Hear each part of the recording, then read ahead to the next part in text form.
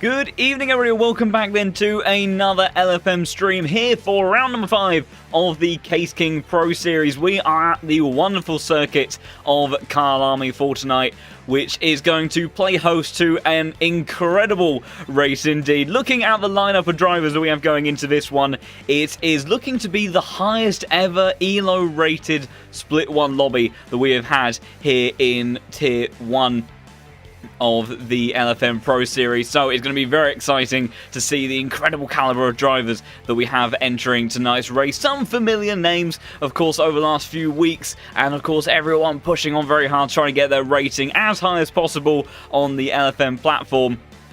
And in doing so, getting even more top-tier drivers participating. Last week, we were at the Hungaroring, where an incredible duel between Darren McCormack and Luke Whitehead took place. It was the Brit that took pole position in the qualifying session, but with a very well-positioned undercut strategy from the Irishman. It was Darren McCormack that took his first victory in the Pro Series, and only by a few tenths of a second over Luke Whitehead, that was keeping him very honest all the way until the end. And in terms of the championship situation, well, it's quite an interesting one to pick apart with all of this, because if you look on the main championship standings, that you'll see that currently, as of right now, I do believe that Timo Karppinen is your championship leader according to the leaderboards, followed up by Grantis Korekis and then Jaroslav Hunzig, Mr. Jardier, who had a little bit more of a tricky race in the 4th round of this season. However, when we start to dive a little bit deeper, there are a couple of things to pull apart here. One is the fact that Luke Whitehead, if I'm not mistaken, currently is registered on the championship leaderboards in Division 2. I believe it's because his ELO wasn't quite high enough to enter the top split server in the very first race, and consequently he was placed in Division 2. And I think that at the midpoint of the season, so that'll be after next week's race, that there'll be a bit of a jostle through the order, and that he will end up moving over to the Division 1 leaderboards. When you factor that into place, Luke Whitehead is currently your championship leader, with now what was the previous championship leader, Jardier, not too long ago, sitting 4th place in the standings. But it doesn't end there, because then we think about drop scores. Now, of course, we're only 4 rounds in, and 2 drop scores throughout the entirety of the season can have a big effect, and there are plenty more races to come in Season 9 where these will undoubtedly change for certain drivers. But when we look at someone like, for example, Darren McCormack, he wasn't able to participate in the first 2 rounds of the championship, so he has used both of his drop scores already. Jardier, Marco Bischoff, they've had some difficult races at times. Potentially drop scores are already in effect, whereas you look at some of our other drivers, Luke Whitehead, who scored a little bit less in the opening round of the championship through being in Division 2, and then you've got the likes of Grantis Korekis, who's been fairly consistent throughout. You do some reworking on the mass, and based on all of that put together, that puts Mr. Honzig back to the top of the championship standings, with Luke Whitehead in 2nd and Grantis Korekis in 3rd. So it's a little bit of a jumbled up situation, and as we make our way through the season, of course, it will become more and more apparent who is in that championship fight. All that we do know for now is that we have some incredibly high caliber drivers that are pushing themselves to the absolute limits, and there are very, very fine point margins between each of these drivers. And we've seen, generally speaking, the Hondas and the Porsches have been the faster, more competitive set of cars in this championship so far in the opening 4 rounds. And going into Kyalami for this evening, I think we may have a similar kind of story, particularly with the Porsches. I think they're going to be very strong in this race, and the likes of Jardier, Valentin Barrier, and some of our other drivers are potentially going to struggle. George Boothby in that mix as well in those Hondas may be struggling around this circuit a bit. But the Honda's power will, of course, bring opportunities for overtakes at various parts of the circuit. And speaking of which, has to have a little bit of a look around this amazing 16-turn course in South Africa, down through the kink of Turn 1 on this long start-finish straight, and in the first proper corner of this circuit in that heavy braking zone of Crowthorne at Turn 2, then a bit of a wibbly-wobbly section through 3, 4, and then into 5 of Barbecue. You'll see drivers kicking up quite a bit of dirt every now and again on the exit of that corner, and then blast your way through over to Sunset Curve. Lots of commitment required there, and can be a tricky one to get the car hooked up through that part of the lap. Down into Clubhouse, up the hill through the S's of 8 and 9. Got to be careful for track limits there on the exit of turn 9. That can be a tricky one. Through the hairpin of turn 10, the little kink of 11 again, and then fast commitment corner of Mineshaft at turn 12. Pretty easy in qualifying trim and most of the race, but the opening lap, you don't want to push the car too hard through there, otherwise it can throw you out. 13, 14, 15, cheetah curve, an absolute test of our driver's abilities without a shadow of a doubt, because if you clip that inside sausage curb through that apex, you will be catapulted into the gravel and you will be losing a lot of time, and it can be a very tricky one to consistently be fast through there, especially when you're following a car in front of you. You have very fine margins between yourselves and the other cars, and with such a talented field, it makes the margins ever tighter and also leaves very little room for error. So it's going to retest our drivers' abilities to their absolute maximum around here tonight. We will move over to the practice session in just a moment. That will have opened up, and just having a look at what I think is the final registered series of drivers for our top split. Just have a bit of a look at that record-breaking ELO rating. Almost 4,700 ELO on the dot. Previous record was 4,449, and it's gone up by another 250 going into tonight's race. So very, very exceptional talent on this grid, and definitely a few of our main competitors in this championship that we've had so far at the pointy end of the grid, as well as a few other names as well that I'm sure will be familiar to you, and also will be certainly dueling out with our very best talented drivers here on the LFM platform. So I shall look to move us over to the server now, and then we can have a look at how all of our drivers are going to get on for this evening's race. Should be fairly consistent in terms of weather. I think maybe potentially some changes of cloud coverage and track temperature and things like that, but generally for the most part, I think that these drivers will be safe from rain this evening. Either that, or I've given them quite the commentator's curse going into this evening's action, but I do believe that they should be in a fairly safe situation when it comes to all of that. And I do believe, if I am not mistaken, that we can now start to have a bit of a look at some of our drivers on circuit and see how they are all starting to get on. So they've got a few minutes of practice, just over 8 minutes before we move over to the qualifying session, and they will be able to dial in their setup for the last time, trying to get familiar with maybe different fuel loads. You can use this practice session different ways. You can either try to get your eye in for immediately what is coming up right after, which is qualifying. Go for those one lap pace where you leave nothing on the table and you give it everything, or you just try to make those final adjustments to your race setup and maybe go for that extra bit of performance over the course of 60 minutes of racing tonight. It will be an hour-long race this evening, much like last week, with that central 20-minute window for drivers to make their pit stop, and then we will be going over to a 90-minute race next week for round number 6. We'll also bring up the slightly different bits and pieces of graphics. Those will sort themselves out once we start to get some more times on the board. As of right now, we've got Marco Schada taking us for a lap around here at Kyalami. That wonderful liveried Yeet Esports car. Very nice Aston Martin with that blue and red transition across from one side to the other. Reminds me a little bit of one of the old style of BAR Hondas in Formula 1. I think there was a split style livery left and right on that car, one of the first to do it, and has been making a bit of a emergence back to livery style fashions over the last few years, and it's definitely something that I'm quite the fan of. Also in this server we've got some other quick drivers, one of which is the likes of Redouane Messoud.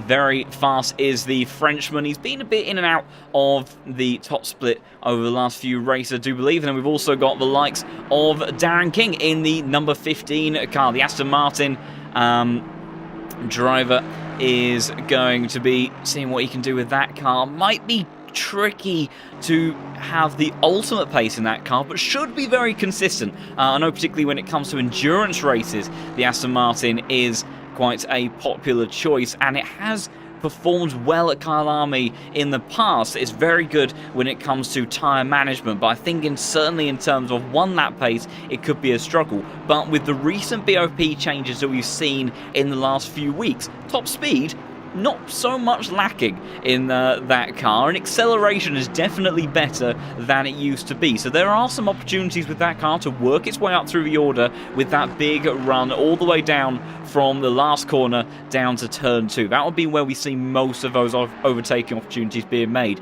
But the great thing about Kyalami is whilst it keeps our drivers on their toes, it certainly keeps us on our toes, because there are lots of places to go side by side. The track has a couple of narrow points in certain sectors, but in comparison to the Hungaroring that we had last week, Kyalami certainly presents more opportunities. And well, the circuit might be wide, but I think maybe Darren King experimenting with those track limits beyond perhaps what he was even intending on doing. But we'll go on board with the British drivers. He now starts a lap of this circuit, so running down towards turn 2 for the first time towards go-through. Try to spot you're braking through here. Hook yourself over that curb, but you've got to be careful not to take too much there, because we want to get the power down as early as possible, and that curb is deceptively high. He then bounces his way through 3, takes a slightly wide line through 4 to then open up the exit of turn 5, using a bit of the AstroTurf on the exit of Barbecue there. Blasts his way towards Sunset Curve. Big commitment here. You'll see the Porsches really slinging their way in, and a bit of balancing of the brake and throttle, really steer their cars on the entry through that corner, and then through Clubhouse. Then another place. Going to be tricky. Well, it is going to be tricky trying to keep these cars within the bounds of the circuit, because there is a significant drop-off actually off those curbs onto the grass, and if you're not careful, you can actually get some slow punctures developing in these cars, because they will really clatter some of those bumps if you do go beyond those limits. Nice and tidy though for the number 15 cars. He rounds out through turn 10 and the kink of 11, now blasting towards Mineshaft here. Like I say, easy flat in qualifying trim and for most of the race, but when you're on cold tyres and heavy fuel and you are surrounded by a lot of your competitors on the first lap, that is a very tricky corner to go flat through. I would imagine that maybe the Porsches are possibly one of the few cars that can do it. They do have ultimately very high downforce and lower top speed in general, which is one of the things that's hampered that car for the most part, as Darren King just rounding out his lap and goes up to provisional P4, though it is this man George Boothby in the number 4 car with that Yassi liveried Honda that sits at the top of the timesheets. But yeah, I think unless you are on an ideal line on that first run through Mineshaft and you're in a Porsche, I think it's going to be tricky to go through there flat. I speak perhaps with a little bit of experience in the matter, where I have on occasion gone flying off that corner at great speed in a variety of cars on the opening laps of races, and with those tyres, when they're not up to temperature, when they're not under pressure, they are surprisingly slippy and you lose a substantial amount of grip. And what these guys in the Pro Series are so good at doing is pushing everything to the limit, and that means using all of those extra pieces of the track of the curb, both on the inside and towards the outside, taking those little nips out of the grass and the AstroTurf to widen up the corners where they possibly can, dancing with the throttle and brake in the mid-corner to try to get that perfect balance of that nice bit of oversteer, but without scrubbing the tyres too much. Scrub the tyres too quickly, you'll have a tyre wear later on in the race and you'll lose pace. And these Top tier drivers are so good at judging that. We'll see a lot of additional track being used on the exit of Cheetah Curve for a couple of reasons. One, because it doesn't tend to harm the cars too much unless you are in something like a Ferrari, I would imagine, as we just missed Hugo Merles in the number 14 car having gone through there. Maybe we'll catch him on the next run around. That car obviously notoriously skittish when it comes to the bumps around the circuit.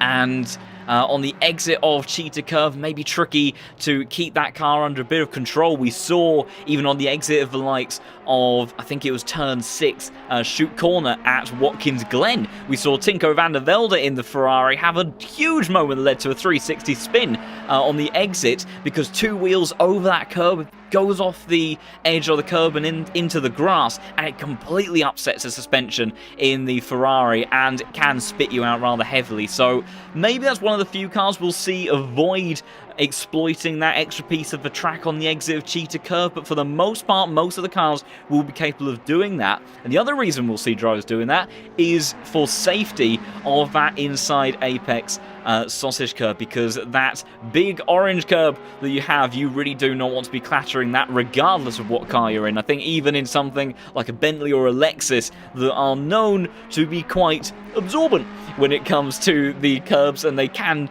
take quite a whack, that even those cars will heavily bottom out over that type of curve. You see the Ferrari really oscillating through mineshaft there. We saw on the exit of turn 6 as well, and it's like curiosity about the way that this car tends to sort of be balanced. We'll see how he fares through Cheetah Curve, and took quite a wide line, and you can see takes such a small amount of extra track on the exit curve of 15, and automatically, but from front to back, really huge amount of pitching in that number 14 car. So the Ferraris, over the course of the race, they might look to risk it in qualifying, but over the course of the race, I imagine that we'll see the likes of Hugo Merles, Samir Fock in the server, of course, as well, and I think a couple of other Ferrari drivers too, that will probably be showing a little bit more caution on their laps. In that session, though, George Boothby taking his Honda to the top of the timesheets. We'll have to see if that translates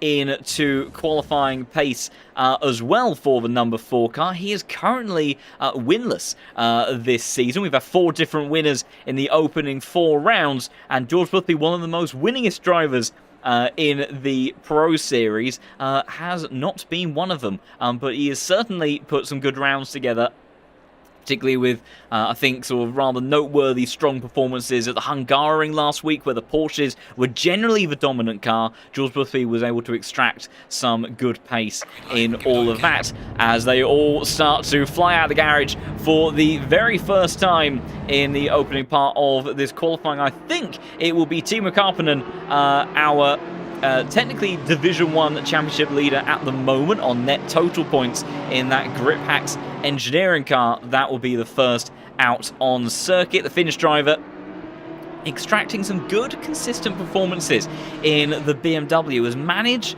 to maximise the pace out of that car on, I would say, I think on pretty much every occasion. It really was an immensely fast car when it first came into Assetto Corsa Competizione, but then had some BOP changes, was very strong still at certain circuits, but it did lose some of the elements that made it really, really quick. I think there were some aero tweaks in particular that ended up losing that car some performance, but it's very drivable. Much like the Aston Martin, it rewards you when you push it. It's very calm and stable in a lot of different conditions, and if you can maximise all of that around the circuit, you can put yourself in a very good position, particularly in race pace, if you can manage those tyres all the way through to the end. You can see we've got BMWs, Audis on the circuit. I think we've got a couple of Mercedes, well, of course, as our staple Porsches, Hondas, Ferraris here. I'm not sure if we have any McLarens in the field today. In actual fact, we can have a bit of a look just before everyone starts getting going. So Aston Martin's in the server as well, and we do have one McLaren actually in the number 28 car, the Brazilian of Gabriel Felipe that made his debut last week at the Hungaroring, is our one sole McLaren on the server for this evening's action. So I have to see how he ends up getting on and how that car behaves around this McLaren circuit as everyone starts to bundle up in the final sector to commit to their first laps, and it'll be the number 6 car of Karppinen that will be making his way around to set the benchmark that everyone looks to try to beat. So we'll go on board with the BMW on the exit now of Barbecue there. Moved over to the left-hand side, perhaps a little bit earlier than I would have expected. Maybe being careful not to get any track limit extensions and invalidate this first effort by taking too much AstroTurf on the exit of turn 5. You can see running over the exit curb out of Sunset then and then clipping that apex through Clubhouse. Got to be careful not to go too wide there. Again, making use of that entry curb on the right-hand side, touching the apexes through the S's, and turn 9, that's one of the trickiest circuits to not get the invalidation. Now, while Cheetah Curve is probably the trickiest corner around this circuit in terms of being consistent and not hitting the sausage curb and the big consequences that can come with that, I would say that turn 9 is probably the most hazardous when it comes to track limit warnings. So I have to see how our drivers deal with all of that, using again the entry curb on the run down towards turn 13 into the Crocodiles on the exit. Some great corner names around the Kyalami race circuit, and almost blind entry before you turn into Cheetah Curve, really stretching that one out as much as he possibly could in the number 6 car. Tidy entry in towards the final corner, perhaps a little bit timid into turn 16, but on the power again for the Finnish driver in number 6 car. Be a 40.9. I think we'll see some pretty quick times immediately displaced by the likes of Niter, Manisha, McCormack, last week's winner in the number 22 car, straight into the 39s in the Porsche. Good effort though from Artyom Manisha in the number 17 car. Who has done a very good effort. George Boothby also within a tenth of that as well. So our top 3 right now separated by fairly small margins. Got the likes of Mattes Lateo in the number 13 Audi. So maybe the Audi's looking a bit more competitive around this circuit. It is a car that used to be an absolute monster around here. Like I say, the Audi and the Lamborghini suited the Kyalami race out very well, and when that Audi was in its rocket ship era, that car was extremely dominant, but certainly not quite on the same level of pace as it once was, but clearly still behaving quite nicely. Marco Bischoff by just over a tenth of a second. He goes to the top of the timesheets. Number 2 car is the German driver not having the season he would have really wanted. The back-to-back Pro Series champion from Series 7 and 8. And he took the opening win of the season, but after that it's not really been a very strong series of races for Marco. He's been caught up in some issues and some mid-pack chaos on occasion. There's also been times where there's just been lacking of general pace, and it's just not the season that we've expected from the K Kramer Racing esports driver, but still plenty of races in this championship to go, and we know how special he can be on his day. So I have to see how he does. Darren McCormack, big improvement for him on the last lap, goes to a 39.5. That is a stellar lap time. Could potentially see some 38s. Maybe the track temperature might be a smidge too high for something like that, but we do have some absolute weapons on this grid. George Boothby did go to P2, but was immediately displaced once again by the number 13 car of Mattes Lateo, the French driver in the Audi. Grantas Caracas, the number 1 car, has just been displaced to P5 as a result of his new teammate, Luke Whitehead, in the number 8 car. There's been a few moves for the Veloce esports team. Luke Whitehead joined, I believe, last week. Grantas Caracas, I think, was announced yesterday. And also George Boothby, obviously, has had close relations with Veloce for a long time now, being part of the Yas Heat group. Saw an announcement for him as well, so congratulations to all of those drivers.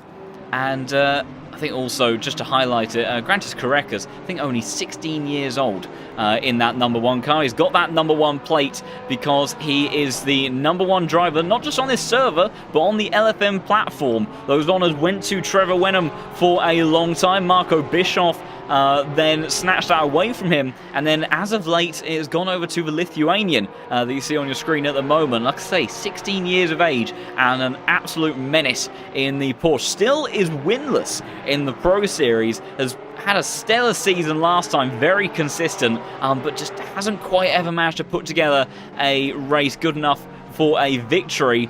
But maybe Kyalami will be that difference maker today. Some drivers that are going very quick once more. Marco Bischoff, a 10th up on his lap time. George Boothby's just gone up to the front row of the grid. Bit of awkward traffic for the German driver. I think he would have lost a bit of time on the exit there. And I've just seen, meanwhile, I didn't quite see the lap, but Darren McCormack, a 39.282. I said we might start working towards the 38s, and the Irishman really looking to carry that pace over from last week. And that is an absolute monster of a time. 0.3 of a second faster than anyone else on the circuit at the moment. Marco Bischoff still finding time on his lap, and if he keeps up this pace, should be good enough to move the Honda of George Boothby off that front row spot wide on the exit of the final corner. I think he's maintained enough of the advantage, and it's a 39.4, but there is still a chunk of time that these drivers are going to need to find if they want to try to displace McCormack's best effort. Luke Whitehead took pole position at the Hungaroring, and then was outdone when it came to race strategy. Almost managed to bring it back at the end. Also saw a triumphant efforts from him at Paul Ricard. Was one of the late stoppers alongside Robin Schwanker, and almost made it work. Was driving extremely well late in that race, but unfortunately I think had a bit of a moment. I can't remember exactly with who at the end of the big long straight at that circuit. And the fast right-hander went off. Did manage to recover still fairly well, but didn't quite manage to capitalise on the pace that he ends up showing in what was a very exciting race where it all became about strategy and judging those conditions perfectly. But number 8 car still searching for his first victory of the season.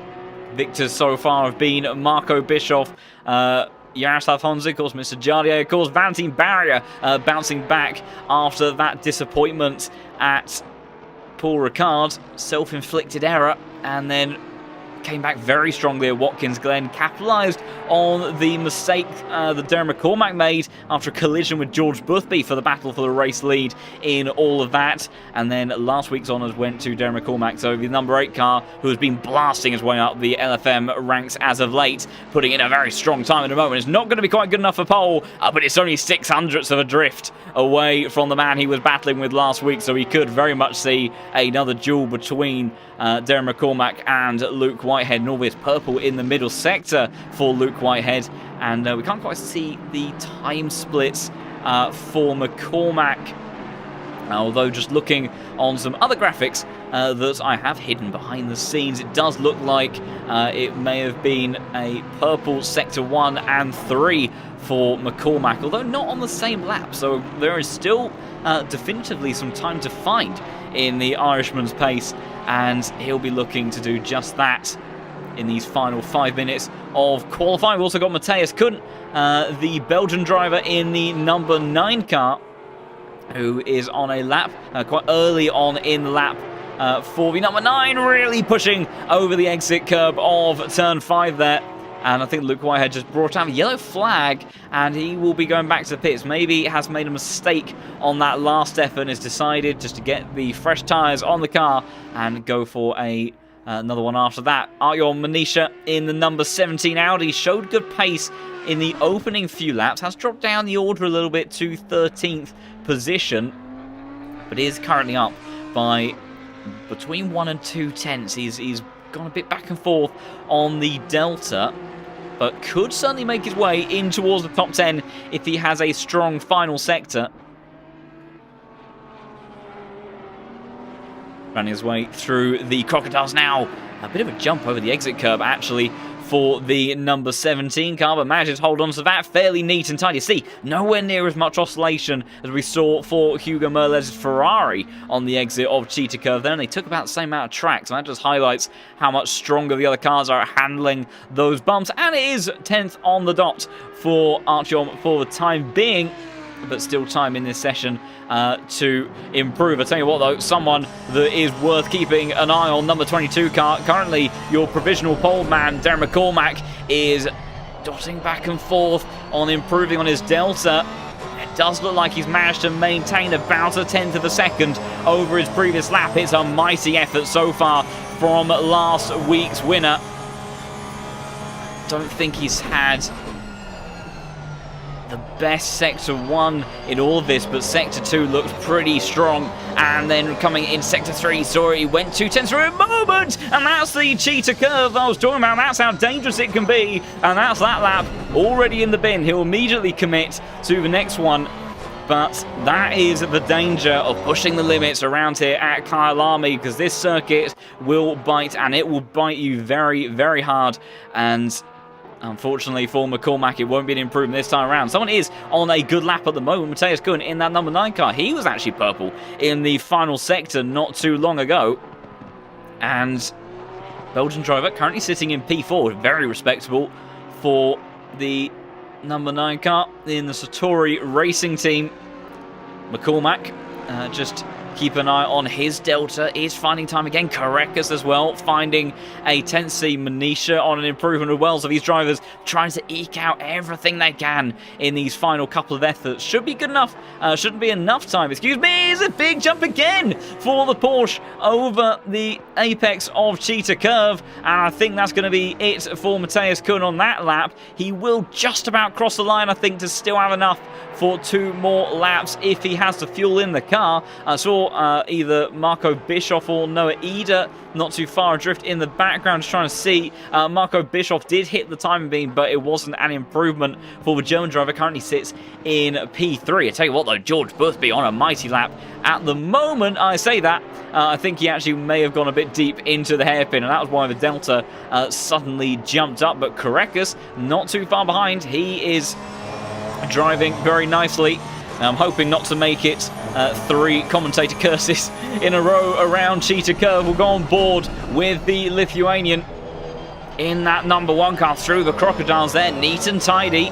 Still 2/10 up on his previous lap time. How does he fare through Cheetah Curve? Nicely spotted for that car. He's going to be trying to make his way into the top 5. By the looks of it, if he rounds out this lap nicely. McCormack in the pit, so no further improvements for him. So I don't think we'll see a 38 on the server. And Karekas goes up to P3 for the time being. Marco Bischoff on a lap as well. Currently up at the hairpin, not too far in front, is Matthias Kuhn. We've also got Stubenrauch, who's just started a lap. He's got a 10th in hand. We've also got Jade Hutchinson back in the server in that number 12 car. Was your previous championship leader going into last week's race. Unfortunately, had some connection issues, and as a result, wasn't able to participate in the race despite a very solid qualifying. I tell you what though, speaking of solid qualifiers, Marco Bischoff wringing the neck out of that Porsche in the final sector. 2/3 is the improvements. It's going to be really close. It's back down to 2/10. So Matthias Kuhn goes up to the front row. What about Marco Bischoff? How's he fare? He displaces him. And 10th behind McCormack's effort. The 2-time champion goes up to the front row. Luke Whitehead still on a lap. So is Karekas. And Stubenrauch, whereabouts is he? I think he is a little bit further on potentially, and he's the only one really in the top 10 at the moment, alongside Romagnoli in 10th place, who I think has just backed out of the lap. Actually, no, did complete the lap. Oh dear! That's not gone too well for Stubenrauch. I was too busy looking at leaderboard, and then when I looked back, Stubenrauch was going straight headfirst into the end barrier there. But Romagnoli did go up to P7. We've got Rainier further down the order. He's finding time at the moment in the number 29 Porsche as he flies in towards Cheetah Curve.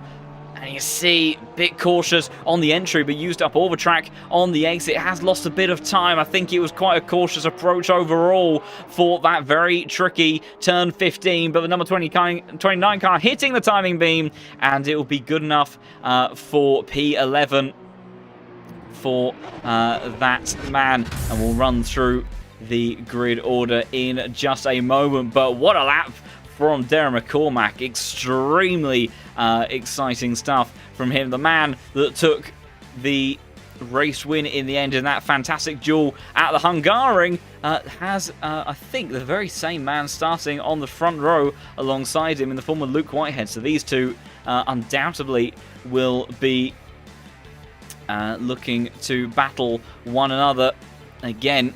And we'll just wait for the official results to come through, and we shall have a look at our grid in more detail. So that has come through, so let's have a run through this order in just a moment. There we go. So Darren McCormack takes another pole position in the Pro Series. Amazing lap, almost untouchable in the end for the Irishman. And then Luke Whitehead starting on the front row. These two battle for the race win last time out, and they'll undoubtedly do again. Marco Bischoff, I think possibly his best qualifying of the season since the opening round. He starts in third. Matthias Kuhn, the Belgian driver, starts in P4. And then we get to the last of our first batch of Porsches in the form of Grantis Krekus. The number 1 car starts in P5. And then the first of our non-Porsches again, George Boothby in the Honda, extracting everything he can out of that car, and maybe performance will start to come his way again a bit later on. Michael Romagnoli, the Italian in the Aston Martin, great effort to get himself up into P7, followed by Archon Manisha in the Audi, will start in P8. And then Justin Stubenrauch, who we saw having a slightly curious moment at the end of that session, bonking the end of the pit wall, will start in P9. And rounding out the top 10 is Mathis Lateo, the Frenchman in the Audi. So good stuff from him, and great to see a bit more of a mixture of manufacturers that we haven't seen in a while in that top 10. Lois Rainier starts in P11. Great stuff for the number 29 car. And then Jade Hutchinson, who is looking to bounce back after that disappointment last week, that would have undoubtedly used up one of his drop scores after such a consistent season prior. Ended up losing a big load of points, but he'll be hoping to have another strong race today. Kolosov starts 13th with Jardier in 14th, maybe further down the order than he would have wanted. And then Sasha Vassner rounding out the top 15. And then Kay Kramer racing esports car. Teammate, of course, to Marco Bischoff. Noah Eder starts in P16, followed up by the number 23 of Philip Menard, the South African, racing at his home circuit tonight. So he'll be hoping in particular to get a good result. Great to see him further up the order. Samir Fock in that distinct Clown Fiesta eSports livery car starts in P18. Rafael Stacek, the Polish driver, starts in 19th place. I've seen him, he's been absolutely rapid on other servers, I think at Spa in particular in that car. So it'll be interesting to see how he gets on today. Darren King rounds out the top 20 in the Aston Martin, with Redouane Messoud starting in 21st, and Valentin Barrier, the man that won at Watkins Glen, starting in 22nd position, maybe a bit further down the order than he would have liked. Hugo Merles in the Ferrari, starting in 23rd. Maybe a difficult day in the office for him potentially, and all of the Ferrari drivers depending on how that car reacts some of the bumps. Marco Schade 24th place for the Aston Martin. Van Brabant in 25th again. I still have a horrible feeling I'm butchering that name. I do apologise to number 32. Carl in the 26th spot. And then Konstantin Solstov in the Aston Martin. For the number 10 car, Robin Schaefer in that rather distinct LFM liveried car starts in 28th position. Timo Karppinen, we saw him. He was the first man out on circuit in qualifying, but only was able to get himself to 29th position in that car. Florian Duakop, the man that in dramatic fashion won at Bathurst last season, starts in 30th position. Christoph Makowski starts in 31st and makes another appearance in the top split. Aidan Walsingham in the Mercedes starts in 32nd, and then rounding out the grid is Gabriel Felipe in the McLaren. So it'll be interesting to see how they all fare for tonight's action, and we'll get all of our graphics and everything sorted before we head into this incredible bit of 60 minutes of racing. Highest ELO server we have ever had here in the Pro Series, and by quite a margin as well. And fantastic to see some returning drivers, some new drivers have been making their way up the ranks in order to participate in this extremely high level of racing. One mandatory pit stop, of course, as per usual, so there'll be a central 20-minute window in which they can do their pit stop, and just having a look at the chat. So we've got support for quite a few drivers in the chat, which is fantastic to see. And yeah, absolutely everybody in this server is rapid. Unfortunately, no representation of the Nissan. Same goes for cars like the Bentley, the Lexus. Would love to have one of those in the server, but unfortunately they're just not particularly competitive at the moment in the current builder game. Also, apparently, Mr. Darren King, or also known as Dark King, of course, racing with some new equipment tonight, so be interested to see how he adapts to all of that. He's got himself into the top 20 on his return to the Pro Series, so I think he'll be fairly happy with all of that as he looks to try to get those remaining tenths dialed in and extract everything he can from his Aston Martin for this evening. As Darren McCormack will be the driver then that leads everyone away on that long run down towards turn 2. Of course, turn 1, a little bit trivial through the kink. And then that first major braking zone in towards turn 2. And then next opportunities likely will be through the likes of Sunset Curve down towards turn 6. Run up towards turn 10 is an opportunity. Now down to where we're looking at circuit at the moment. All the way from the hairpin towards the Crocodiles is another opportunity. And maybe some dives at turn 16 as well. But I imagine on the first lap of this race, it is going to be very busy with this field through the opening series of corners. Very tight and twisty, one of the narrowest parts of the circuit. And we'll have to see how all of our drivers get on as they start to put together their final pieces of preparation with their cars, getting their tyres up to temperature, up to pressure, making sure they're happy with their fuel, their ABS, their TC, engine maps.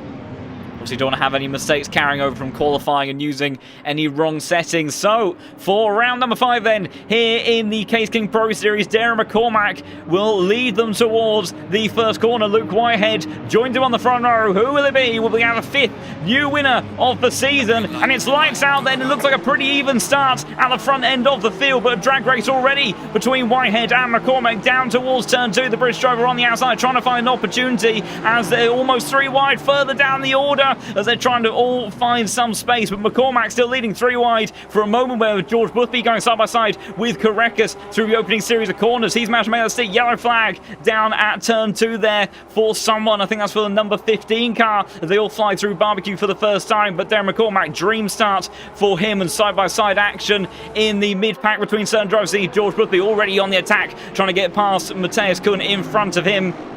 And further down at turn 15, it was Darking that unfortunately has had that poor start and seemed to get involved in an instant at the very first corner. So unfortunate stuff there on his return to the Pro Series. Lots of action further down the order as they all throw their cars through the S's for the first time. Redwan Mesu trying to put pressure. Oh, and there's contact with Sammy Fox. Several cars sent left to right there. Sasha Vassner, great evasive action from him. And it's 3 wide up towards the hairpin. But Redwan Mesu, I think a little bit of contact there with the BMW just in front as well. In all of ours, Robin Schaefer is now going wide on the exit of the hairpin. But contact already in the early stages. Checking back up at the front of the pack. Darren McCormack still leading then as they fly through Mineshaft and into Crocodiles for the first time. So it's McCormack, Whitehead, Bischoff, Matthias Kuhn.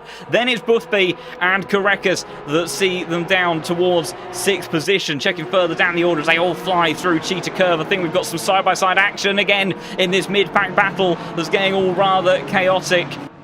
And I think Marco Schada's just lost a position. It's Gabriel Felipe on the exit of Cheetah Curve there that has lost out as well as they all start to take part in that first drag race down towards turn 1 once more. We'll have to look at our race leaders though, see how they're faring as Whitehead, McCormack, Bischoff all flying through your screen, and they stay exactly as they were. What about further down the order? Vanity Barrett trying to sneak up the inside of Van Brabant in front of him, but he's unable to do so. Lots of side-by-side action at the tail end of the field as well, as we've got Carl Leterre trying to put some pressure onto someone, as there's also some jostling of positions, I think, between Sammy Fogg and Gabriel Felipe. In all of that, there's more position swapping that I can keep an eye on as they go run side by side. Walsingham on the inside on that run towards Sunset Curve, and he's side by side with Sasha Vassner, who's already having to take evasive action once more after that dramatic moment up through the S's. Walsingham now on the outside. Acceleration will be in favour of the Porsche, but Walsingham maybe with a bit more of an overlap on the run towards the S's. Vassner not giving up though, and he takes the inside line. He holds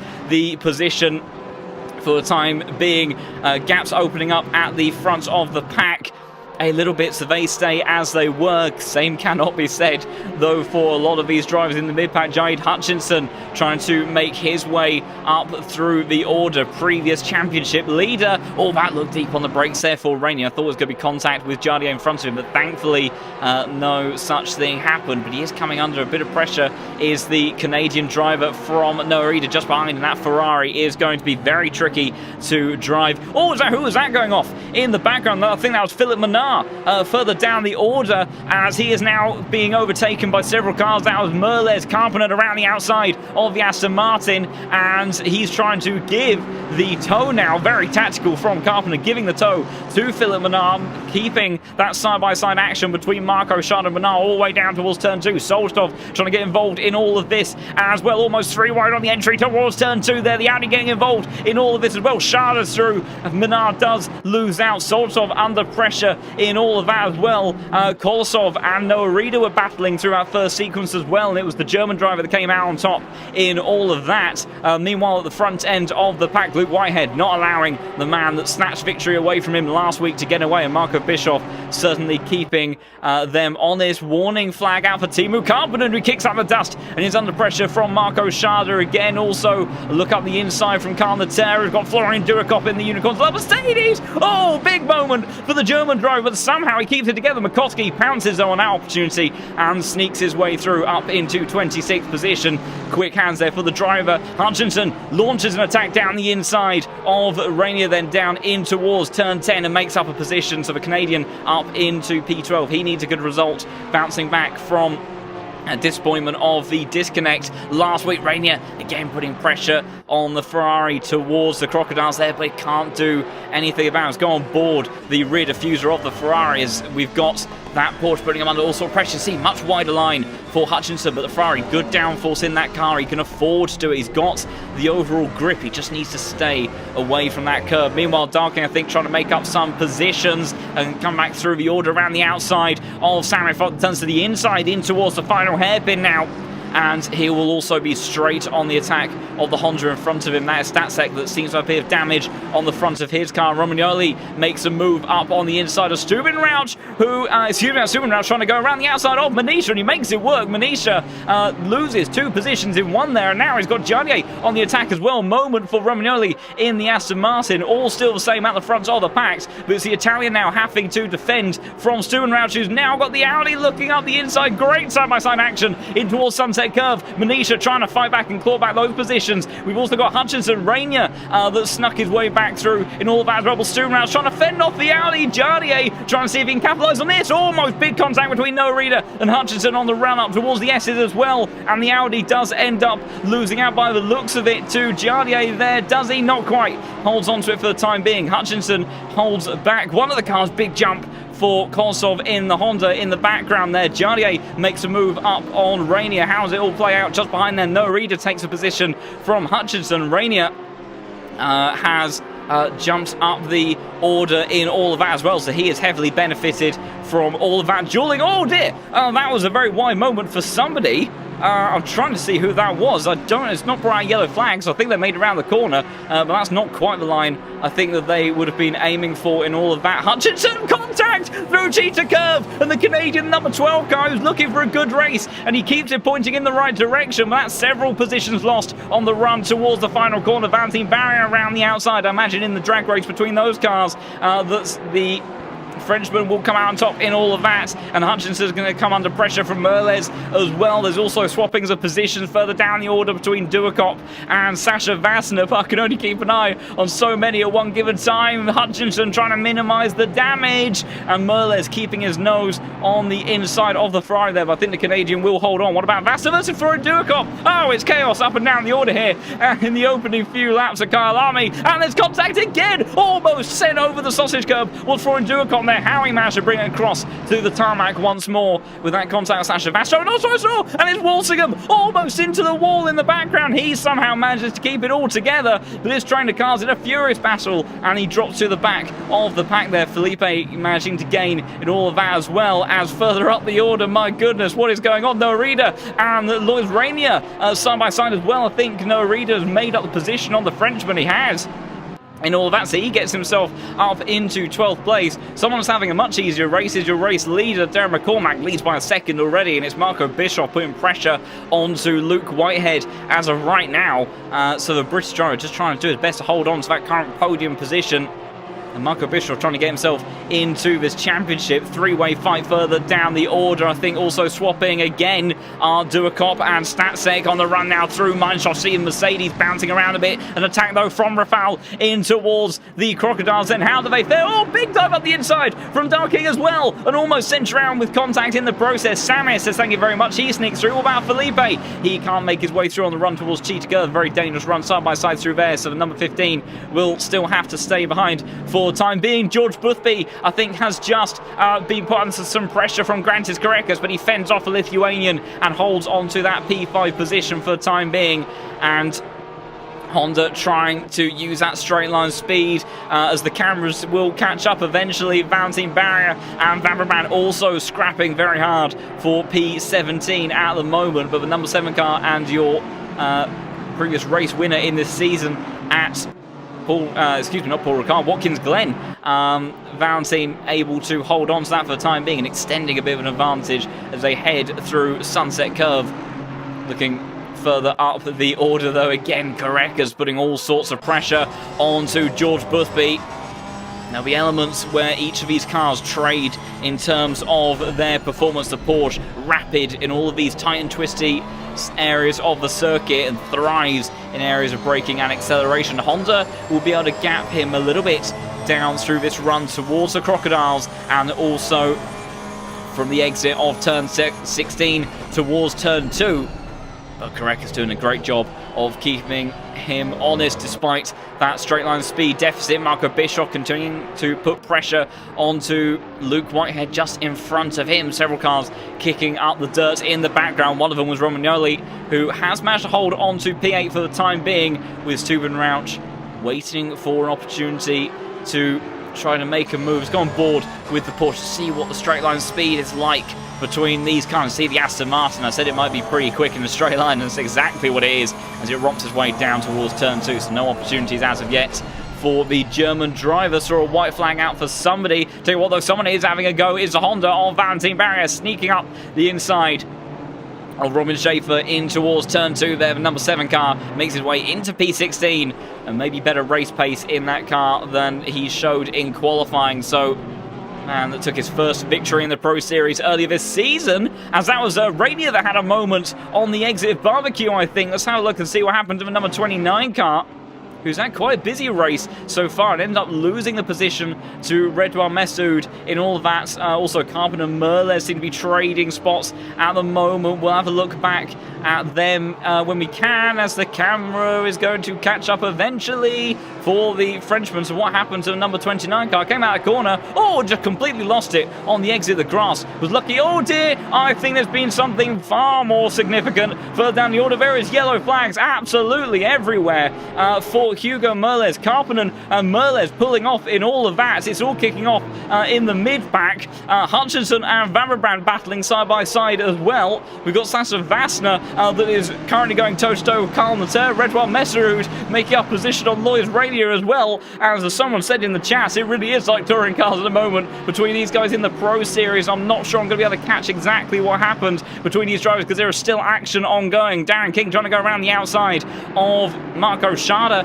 in the Aston Martin, who's had a busy race. Gabriel Felipe involved in all of that as well as they head through Cheetah Curve. There's someone off as Carl Latour in the gravel, and it is absolute chaos here for the battle all the way from about 21st position. Contact between Vassner and Statsek on the exit. I think we're going to have to go to Helicam for all of this. So McCoskey, Florian Duacomp make their way past. Darren King trying to take another 2 positions off the Porsche and the Honda. Marco Schade getting involved in all of this as well as they all barrel their way down towards turn 2. Vassner trying to respond to the Aston Martin. He can't do it as they all fly through there.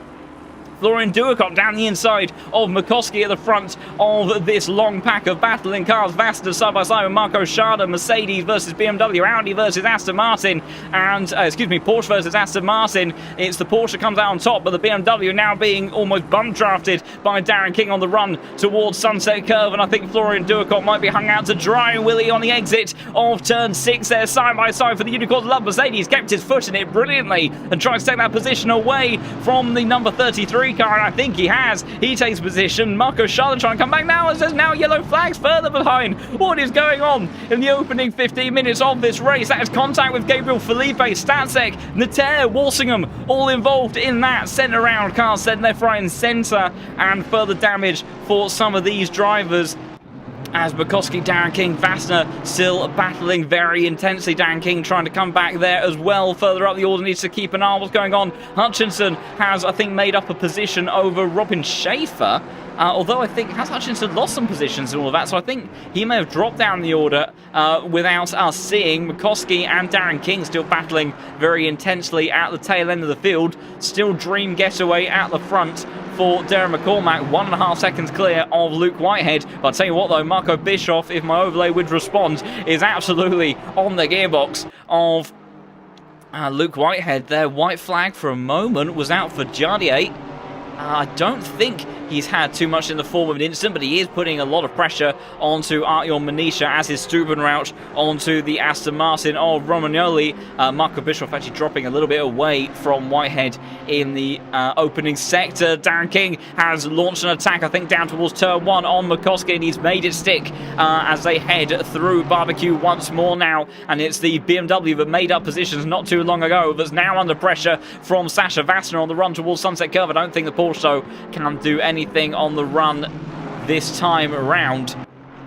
And my goodness, it has been absolute chaos in the opening part of this race. Few cars already in the pits. See Carpenter and Statsek, Hugo Merles have all pitted after getting heavy damage on those cars. Of course, that won't contribute to the compulsory pit stops, so they will still drop down the order even further to complete that. Gaps have opened up for the positions all the way from 1st to 8th. First close battle on circuit is that for 8th place, with Romagnoli with the Porsche, of the number 25 in the hands of Justin Stubenrauch, putting all sorts of pressure on the Aston Martin. Let's see what the straight line speed difference is this time around. He's much closer into the slipstream. Number 27 car able to extend its advantage.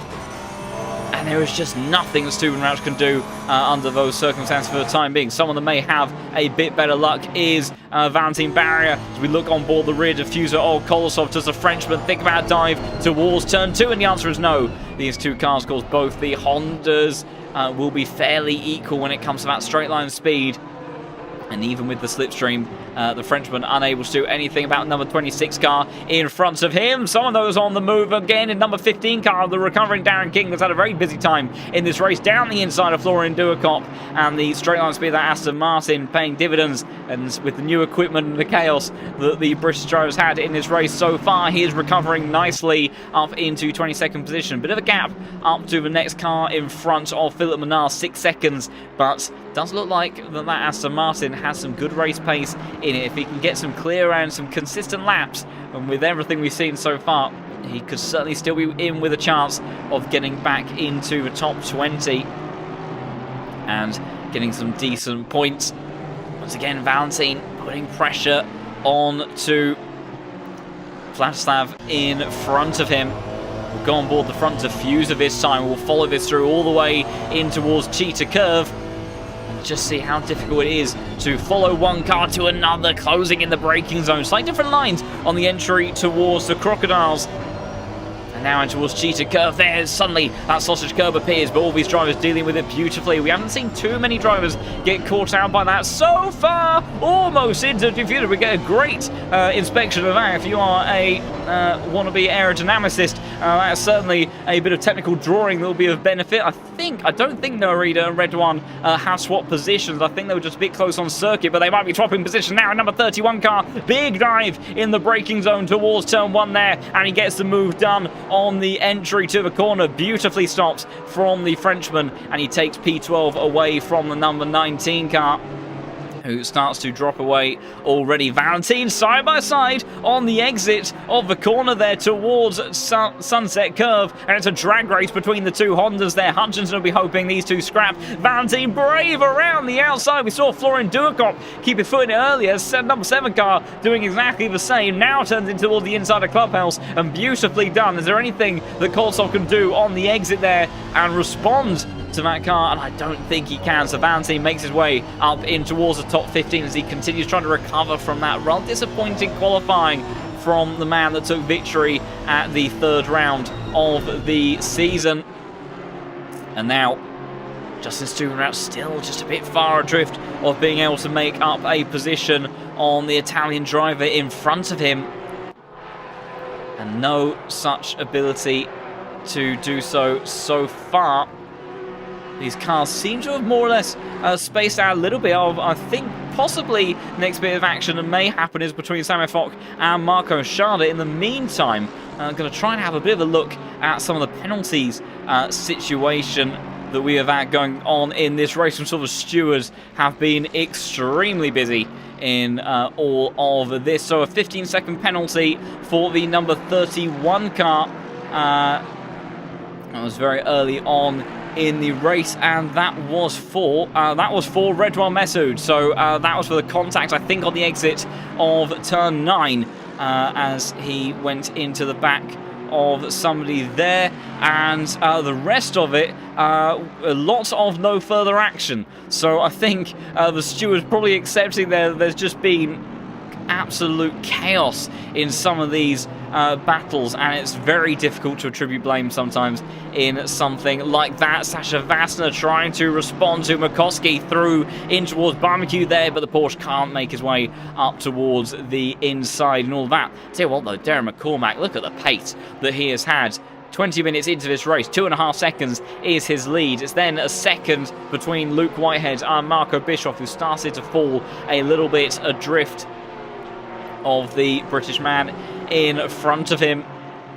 And Darren McCormack, if he can take victory today, would be the first, not just repeat winner, but the first driver to get a back-to-back race victory in the Pro Series this season. We've seen it done a few times before, but it is quite the rarity because with such an abundance of talent, it really does chop and change the momentum between these drivers. Bit of a scrap building up in the mid-pack here as the pit window has opened, so we might see some of those who are carrying a bit of damage coming into the pits. Flashing up the lights there from Stubenrath. I think that might be just to sort of try to put Romagnoli off a little bit.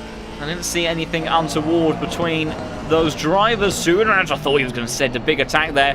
Noah Reader, though, might be looking to do something on respond to Redwan Messoud, and it doesn't look like he will. Of course, Messoud is carrying that 15-second penalty, so not exactly in the same race at the moment. Philip Menard, the first of our drivers in this grid to do effectively a legitimate pit stop, which will clear that mandatory one that you see in the little orange box on the leaderboard.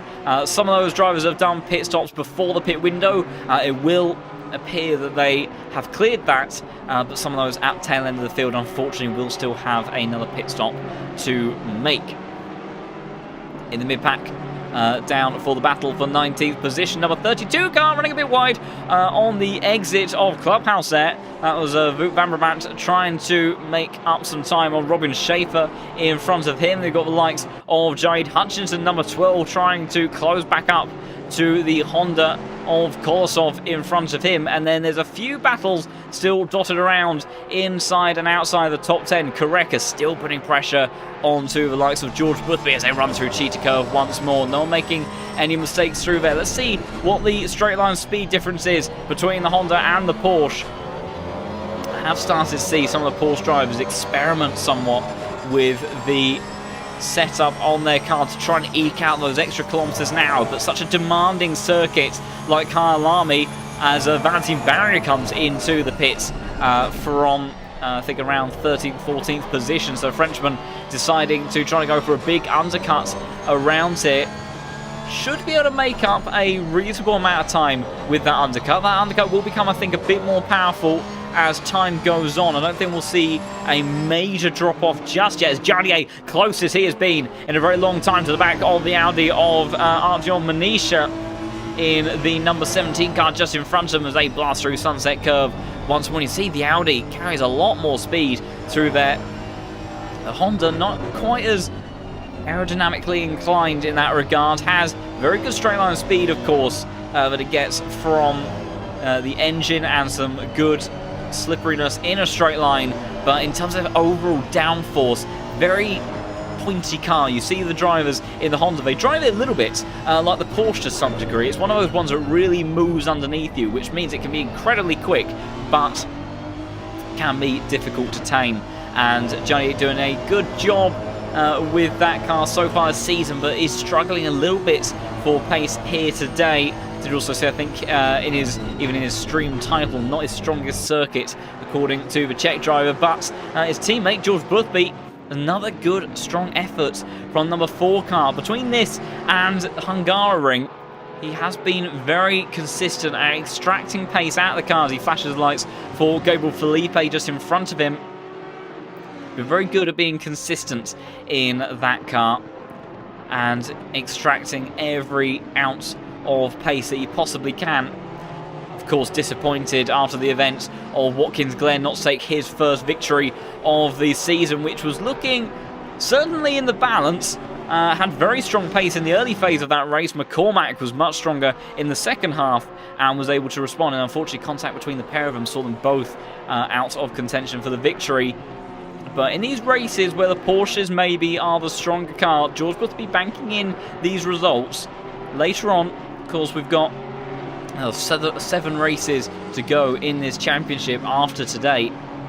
There'll still be plenty of opportunity for that car to maybe shine a bit better, so do not count out that man. Still, again, one of the most winningest drivers in the Pro Series. This is the first season where he's properly committed to the entire championship. He's had technical issues in the past that stopped him from participating, as Stuben Rauch almost into the rear diffuser of Romagnoli then, but manages to stay out of the gearbox. Hutchinson comes out a little bit adrift of Valentine Barrier, and so the Honda holds that position for the time being, but still closest battle on circuit for the moment. We get faithfully Aston Martin doing a lot of rear diffuser inspection in this race, as Stuben Rauch continuing to try to put pressure onto the Aston Martin in the hands of the Italian driver. He's doing a great effort in this car, similar to the Honda of George Boothby. Not the strongest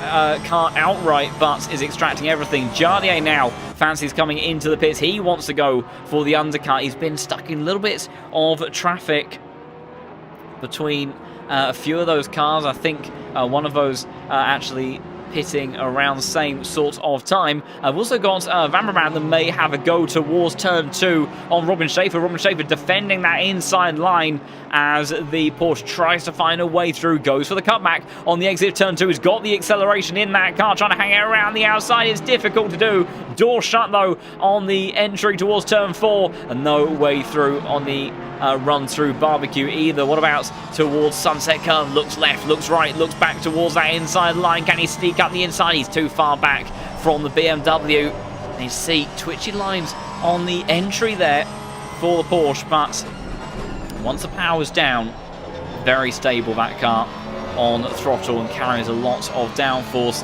in the process, but unable to make a move as of yet.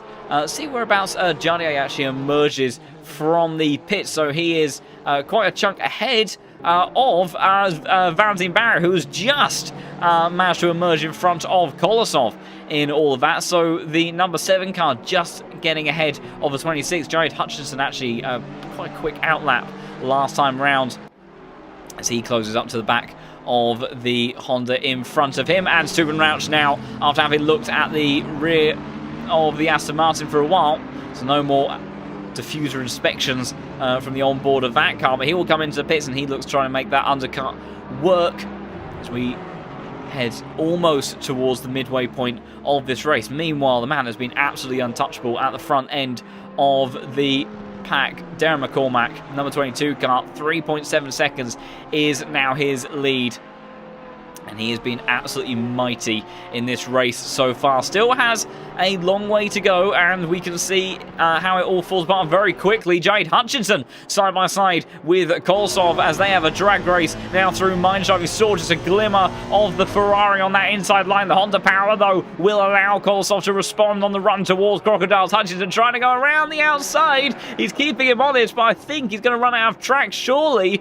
Oh, the big Ferrari still just about there, but the Honda will cover it off before they get to Cheetah Curve, and Hutchinson will have to stay behind for the time being, but he is desperately trying to find a way through. Does look like the Ferrari has ultimately the stronger pace. Justin Stubenrauch, importantly for him, has emerged in clear air, so he can look to try to crack on and make use of those fresh tyres. Hutchinson unable to do anything about the Honda in front of him on this particular occasion. Oh, wide moment for Luke Whitehead. I was going to say, Marco Bischoff's been closing over the last few laps, and then just as we flicked about, we saw Whitehead going a little bit wide, and Mateus Kunna's just come into the pits, as has McCormack. So McCormack wanting to cover off any strategy that saw him actually snatched the lead away from Whitehead last time. With this battling between Whitehead and Marco Bischoff, it will work very nicely for him because Marco Bischoff dives towards the inside line, but he's gone too deep, has he? Whitehead responds beautifully immediately on the exit of turn 2 and gets the cut back, but this swapping of position helps Darren McCormack's strategy massively because he'll have the fresh tyres and he'll extend his gap even further with this squabbling, and it'll make it very difficult for either of these two to chase up to the back of the Irishman later on. But great racecraft there from Whitehead. Marco Bischoff sent a well-calculated attack, but the British driver responded and managed to snatch that one back immediately. We'll have to see where McCormack emerges from the pits. He's just heading out now, and he will be uncontested from any cars around him, which works very nicely. Meanwhile, Valentin Barrier squabbling with Lloyd Rainier, obviously the undercut for the Frenchman of the number 7 car, and it's the two French compatriots that are fighting against one another. Tell you what, though, that Honda is going to be pretty speedy down this start-finish straight. So how do they fare on the run towards turn 1 there? Here comes a Honda gaining all the time. Is it enough for Valentin to throw a move up towards the inside? And he's showing the nose. And there he is, the Honda number 7 car side by side with Rainier through turn 2 there. Can the Porsche respond on the exit? He's keeping him honest. Almost contact again through that sequence of corners. So difficult to go through there side by side, but beautifully judged from both drivers there. But Valentin then makes up position over the number 29 car and goes up in 16th place. Of course, though, that will all change around a bit once the other drivers pit. And I'll tell you what, though, Lloyd Rainier trying to keep the number 29 honest, but he can't make it stick in all of that. Meanwhile, Luke Whitehead has come into the pits now. Marco Bischoff, his teammate Noah Eder, has also stayed out as well. For the likes of Manisha, Matis Lateo, George Boothby, Carekas, Whitehead, Schaefer, all in the pits now. And we'll see whereabouts is McCormack on circuit. So he's just coming into Cheetah Curve now. See, look how tidy. Oh dear! Oh, McCormack into the pits! But he's got a drive-through penalty! I can't see it on my screen, but I have a horrible feeling. And McCormack, he's pulling over to the left-hand side. Surely it's not for another pit stop. But McCormack, the man that had a comfortable race lead, or did he speed in the pits? That's the only other thing I can think of. This could be a stop-and-go 30-second penalty. But regardless of whatever the reasons, Darren McCormack has potentially thrown away, or has absolutely, I think, thrown away a chance to snatch a race victory and make it back-to-back wins. And that now puts Luke Whitehead and Marco Bischoff right in the frame to take this one. And my goodness, just when we thought it all settled down in this race, and it is a stop-and-go 30-second penalty, disaster for McCormack then. And he wanted to make it 2 on the bounce, and he wasn't even under pressure. He had a 3.5 second lead over everyone else around him had the undercut, the squabbling between Whitehead and Marco Bischoff working in his favour, and it has all fallen apart for McCormack, and now he's all the way down in 26th position. He will undoubtedly, I'm sure, make up some positions very shortly with the pace he has in that car, but that is, he is going to be fuming with himself, and I imagine a lot of those warnings would have come from the exit of turn 9. Sasha Vassen trying to put McCoskey under pressure. What I am interested in, though, is Marco Bischoff, Noah Ida in the pits as well. Florian Duakop comes into the pits and is the last of our drivers to make their pit stop. Luke Whitehead now in prime position to maybe take the victory that escaped him.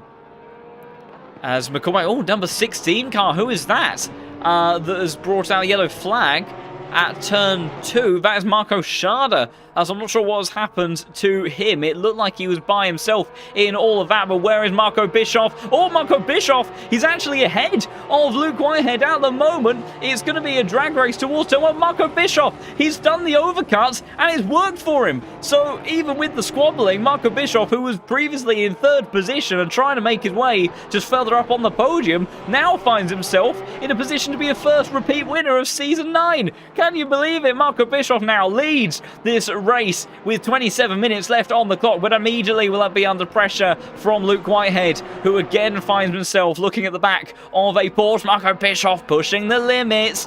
Just got to be careful not to push them too far.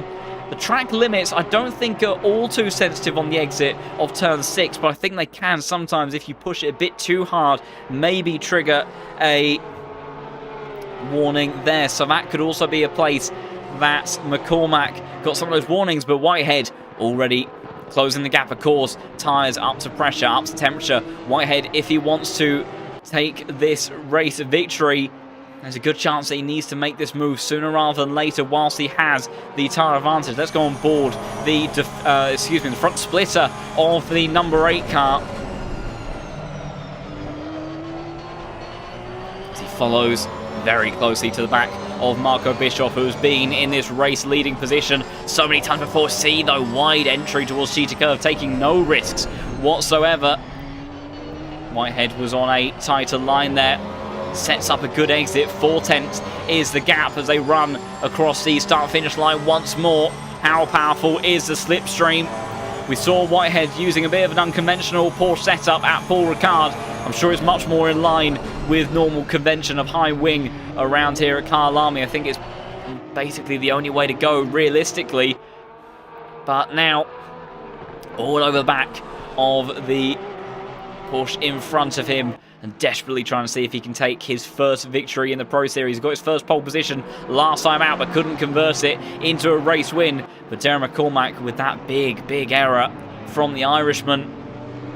And it's been a season so far of kind of what-ifs, I would say, for that number 22 car. You know, Watkins Glen, pole position, looked in fine form in the beginning of the race, then lost it, then came back, but then unfortunately contact with George Boothby saw him lose out and lose some important points. Then an unforced error today has cost him once more. Vassner trying to go on the inside of McCoskey towards Barbecue there, but can't make anything stick. I still need to keep an eye, though, on the battle for the race lead. Oh, Whitehead there, flashing lights, maybe just a bit of distraction. I don't think they were close enough for anything too intense to have happened between these two, but you can see number 8 car really pushing on.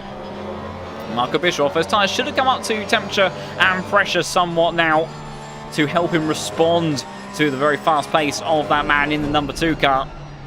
But Whitehead, very quick.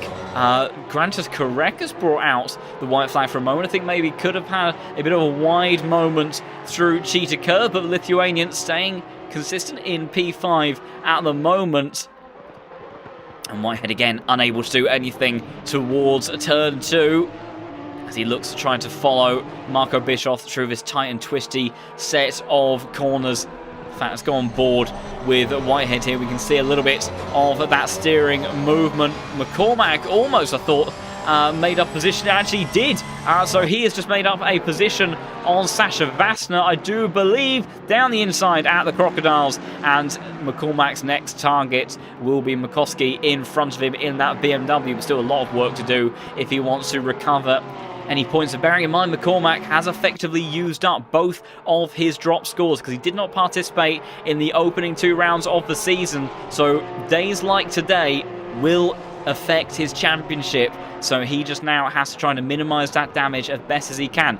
Meanwhile, in all the pit stops and everything, Justin Stubenrauch has emerged in front of Romagnoli quite comfortably. And now is putting pressure onto Mattis there. It goes a little bit wide at the hairpin there, but manages to pull it back up. Luke Whitehead has dropped back somewhat from Marco Bischoff, who's able to breathe for the first time. Someone that can't, though, is Christoph McCoskey, who's got the hard charging Porsche of Derek McCormack all over his rear diffuser.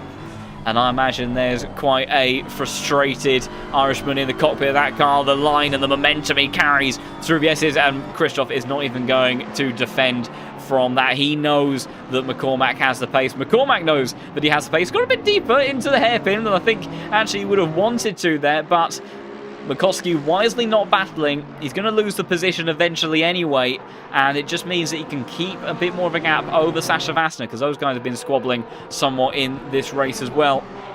Also, just having another review of penalties. A 5-second penalty for the number 12 car. That was in the hands of Jade Hutchinson. So 5-second penalty for him. I'm not sure if we caught that. There's so much action in this race, it's difficult to keep an eye on everything. Also, 10-second penalty for the number 14. That is Hugo Merles, who I think has since retired to the pits. So a pretty disastrous day, unfortunately, for him. We've also got a 10-second time penalty for the number 20 car, that is Rafael Statsak, I think could well be. And in actual fact, these penalties are very early on in the race. So the stewards have made it to about 12 minutes into the race. So that tells you how many incidents they have been having to review. A lot of no further actions, but still a few penalties being handed out in those early phases, and potentially another one being dished out fairly shortly, but we'll wait for confirmation on that. Luke Whitehead then still putting pressure onto Marco Bischoff as another battle that is actually developing further down the order. Soldatov and Redwan Messoud having a bit of a squabble at the moment. Soldatov was close up to the back of Darking not too long ago, but now he's got the Frenchman all over his gearbox, who was brave on moves towards turn 2. Can't do anything towards turn 13 though, and the Aston Martin will cover that one off for the time being. Jade Hutchinson trying to make a move as well on the Honda in front of him. I don't think Whitehead unable to do anything through the first sequence of corners last time around. How's Hutchinson fare? Ferrari just not in the same league as the straight line speed of the Honda. What about Soldatov versus Redwan though?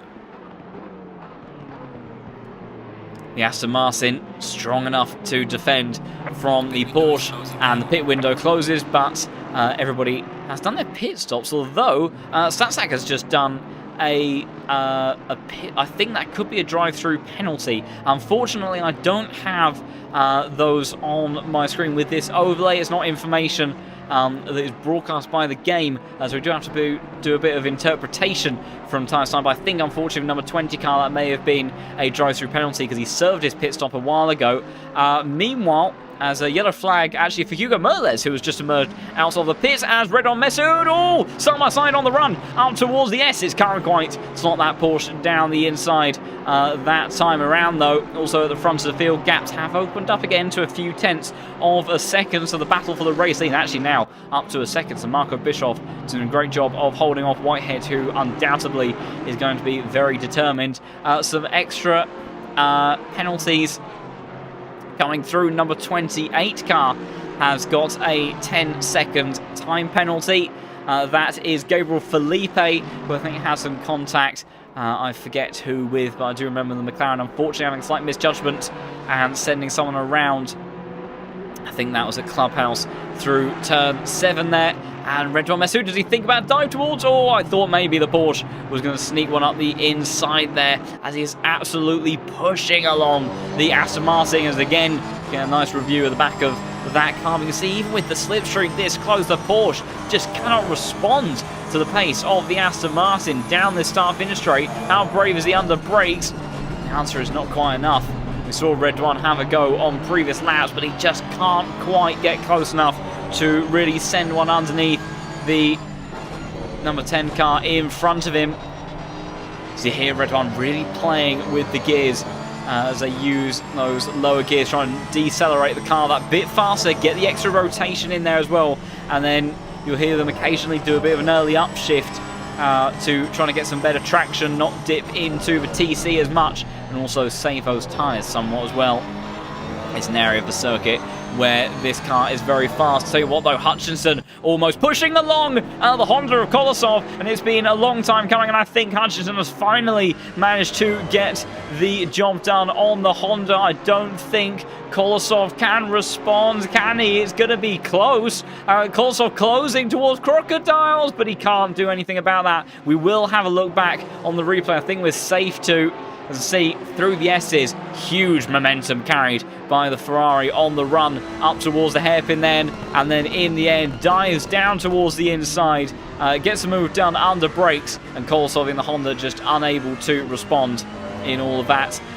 Also further down the order, unsurprisingly, Darren McCormack putting in blinding lap times at the moment, and looking to close up to the back of Philip Menard, so he'll have some potential positions to make up very shortly. So what, some other squabbles are starting to take place. Luke Whitehead suddenly closed a lot of time over that last sector. I think Marco Bischoff may have made a mistake through the run of Sunset. George Boothby putting pressure onto Matthias Kuhn. Be great if he can get that Honda onto the podium. I think he'll be a happy man once more, and another consistent result, whereas you know, some of those drivers that have been very fast so far this season, but have not quite been able to have that same level of consistency. I think George Boothby's only bad race so far was through an error that he did not make. So he will be looking to continue that run of good performances out of that car. Whitehead almost pushing along. Bischoff through in towards the Crocodiles once more, but the German driver keeping a cool head.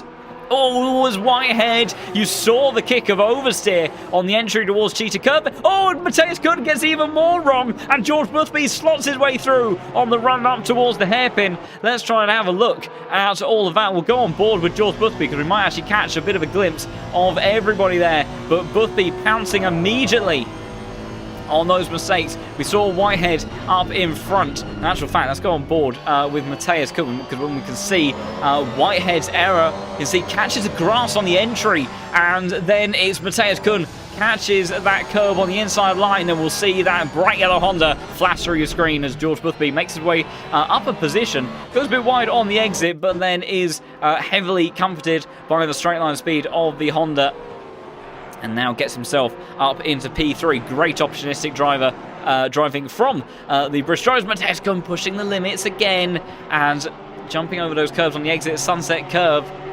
And that gap at the front has opened up somewhat. Meanwhile, McCormack's in the pits again. I would be very surprised if he is retiring the car, because he is still in with a chance of a championship, but it's not a drive-through penalty. And I highly doubt it's going to be a stop and go again, because I haven't seen him come into the pits. What is going on here? So Hugo Merles, let's try maybe rewinding the replay somewhat. I don't know what is going on with some of these drivers. McCormack, so McCormack was already in the pits at that point. Whatever has happened with Hugo Merles seems to be an entirely isolated incident in all of that. McCormack's come into the pits and seems to be retiring, and Hugo Merles just comes to a complete halt. So I don't know, maybe just deciding to pack it in and call it a day. Not sure if he's having any hardware issues. He is still continuing, so I'm not quite sure what's going on there with the Frenchman. Battle for the lead is the same, although someone has had a big off. Is Lois Rainier that was right in a squabble with Jade Hutchinson and Kolosov. Oh, he just went completely straight on. And the Honda and the Ferrari said thank you very much. They'll continue their fight immediately after, but the Frenchman unfortunately losing 2 positions after that error. Jardier, good comeback from him in this race, gaining 5 positions and now battling to try to go up into P8 as Kolosov thought was going to make a move potentially down towards the inside of Hutchinson then at turn 2, but unable to do so. So we'll check back on board with the Honda. White flag for a moment for Marco Bischoff. Maybe getting a bit elaborate with the track limits. I think Darren King has just made a move, has he? Gets down towards the inside of turn 2 on Van Brand, and Darren King continues to gain back through the field. And he has actually net gained in this race, which after the start that he had and new equipment, I think he will actually be quite pleased with that. Quite clearly not the ideal day that he would have wanted, but has been able to keep a cool head. A lot of experience in the cockpit of that Aston Martin, and he has managed to recover very nicely up to P17. Speaking of looking at some of those position changes, let's have a look at some of our biggest movers. Valentine and Robin Schaefer, by far the biggest on the board there, 10 positions and 12 gained respectively. And also got the likes of Florian Duacot, Makowski gaining 9 and 8 positions respectively. I think then further down the order, still some big movers, but for the most part, those are the drivers that have made the best of their race so far and really managed to gain positions. Whitehead again switches between about 0.3, half a second. I think loses a bit of time trying to follow through Sector 3. It's so tricky following, particularly on that run up towards Cheetah Curve. And Marco Bischoff, usually very unflappable. We've seen him make mistakes, so in the last, or previously in his race, he got a lot of track limit warnings very early on, I think at Watkins Glen, if I'm not mistaken, but he got a drive-through very early in one of the races of this season. But so far, is managing to keep a cool head and keep the hard-charging Brit behind him for the time being. Messoud still putting pressure on to Solstov, but the Porsche still struggling for straight-line speed, of course, and the Aston Martin very difficult to overtake. White flag out again. Oh dear, Messoud going a bit wide on the exit of turn 6, and I think then getting it all crossed over on the entry towards turn 7 there. But manages to keep the car mostly pointing in a straight yard. We've also got Artyom Manisha that is putting some pressure onto Jardier now, who has dropped a little bit away from Romagnoli in the Aston Martin in front of him. And number 17 car is putting some additional pressure. I seem to recall there was a big accident involving Mr. Honzik through that turn 15 on the exit there. I seem to remember that Isaac Price was involved in that as well. It was quite a big incident last season. No such issues on this time around for those drivers, or at least as of yet. Hopefully I haven't cursed anything too much in that regard. As Messoud continuing to put pressure on to Soltov. Also, another scrap was developing. Mateus Kun, who had some really good pace early on in the race, seems to have been struggling somewhat later on, and Grantis Korekis has been closing up slowly but surely. Back and forth between each of these drivers, so close to margins. These top 5, I believe, the only ones lapping in the 39s at the moment, as Darren McCormack has retired from the race entirely now. So the Irishman, disastrous day for him. Despite that, a stellar qualifying performance, the race has gone terribly, and he will not make it 2 wins on the bounce, and that does heavily impact his championship hopes. Red One again almost pushing the Aston Martin in front of him. That Aston Martin on the left-hand side trying to go all the way around the outside, and they're side by side on the exit. Red One trying to get the power down, uses up all the grass and a bit more, and now side through BS is so difficult to make that one work. I think, oh, it's this contact between the pair of them, and the tiniest bit of overlap there between Soldatov and Messoud sees the Frenchman in the gravel trap. He does get going again, loses 2 positions in the process. McCoskey is coming through. I'm not sure if he'll be able to take anything away, and I think he will, and so Red One will drop down to 23rd place there. It's a very unfortunate contact between those 2 drivers. Meanwhile, Valentine as that's suddenly sparked off again for the battle for P8. Jardier closing up to the back of Romagnoli, Manisha coming with him, but Valentine as well, who has had much stronger race pace than he did qualify, so has been able to recover a fairly decent amount of points in this race, which I imagine he'll be somewhat content with. Meanwhile, Luke Whitehead now second behind Marco Bischoff as he enter the final 8 minutes of this race, so the German driver still doing enough to hold off the number 8 car. Has been putting him under pressure for a long time, ever since those pit stops, but the overcut strategy for Marco Bischoff working beautifully in all this, and I didn't think it was going to work out for him, but he has made it work so far. As now we look back, as I think Vassner has just made up a position on Red One, who may be carrying a bit of damage. Oh, dive down the inside towards Barbecue there. Unusual C moves into that part of the circuit. You can do it, but it is very tricky to make work. But the German driver managing slots into 23rd position nicely in these closing stages of the race. Meanwhile, once more, Jardier, Romagnoli and Manisha all in cars that are pretty handy in a straight line, so they'll be fairly even, I think, down this back stretch. Or down the start-finish straight, excuse me. But it looks like Jardier maybe with the slight advantage at the moment on board the diffuser of the Aston Martin for Romagnoli. Honda, though, not able to close up. So the Aston really picking up pace down his back straight. See Manisha trying to find an opportunity onto that Honda, but can't quite do anything about it. What about Valentine versus Noah Ida? He's running out of time. He's still got a few laps where he can make an opportunity, and he seems to have the straight line speed advantage.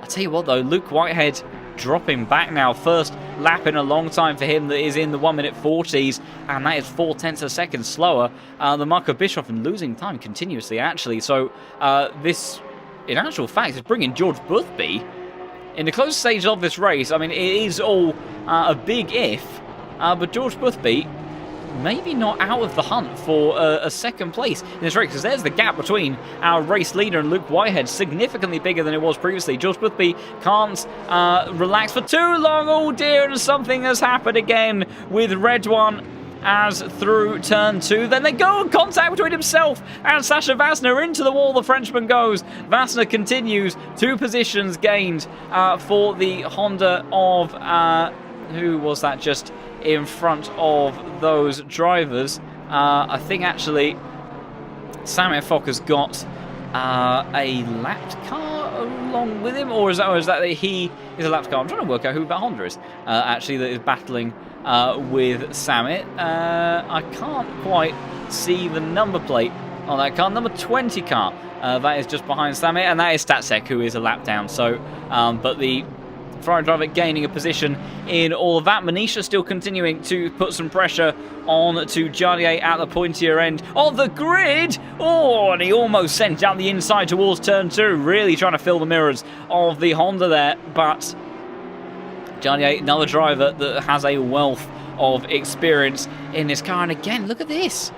Luke Whitehead, 40.4 last time around. These tyres, I don't know if that was a mistake on that lap or if the tyres, he did do that undercut strategy, but I'd be very surprised if the drop-off was that sudden. Darren King maybe about to make a move. Oh, stranded over the exit of the curb at turn 2 there. Maybe slots on the inside towards Barbecue. Not quite. Roman Schaefer firm on the defence there and shuts the door, but the Aston Martin looking to maybe try to make a move very shortly. And yeah, Whitehead struggling for pace over these last few laps. It was Bischoff Mateus Kun and Grantis Korekis that actually were the only drivers in the 39s last time around, and Korekis was the fastest of the bunch, so he is looking to make up some moves to the likes of Mateus Kun and Boothby. I heard a lot of gravel being kicked up there. Didn't seem to affect anybody too much, and of course Boothby will have the straight line speed of that Honda that he can look to defend with, but he has got a very fast pair of drivers just behind him. Marco Bischoff, though, continuing to extend his lead. Very impressive stuff from the German drivers. Go on board the rear diffuser of Jardier's Honda. He's dropped back now somewhat from Romagnoli, and Manisha has been putting him under pressure as Lois Rainier comes into the pits. I have a horrible feeling that might be for a drive-through penalty for the Frenchman. Oh dear, how was that not contact? I think it might have been contact between those two. Surely it was. We got more than an inside look of the front of our Audi, and we saw Manisha.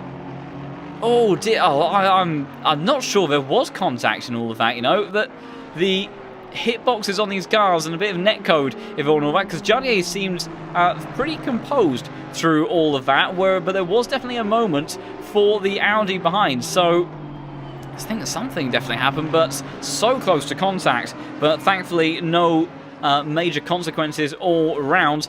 Meanwhile, Grantis Korekis again almost pushing along Mateus Kun in his closing stages of the race. I also saw some flags moving around further down the order. Didn't quite catch who those were for, though, as Darren King again on the charge, trying to make a move up over Robin Schaefer, get himself into towards the top 15. He'll be very happy with that result if he can pull that one off.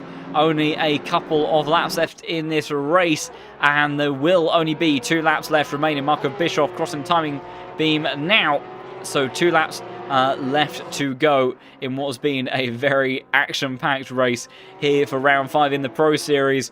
We've come to expect absolutely nothing else, though.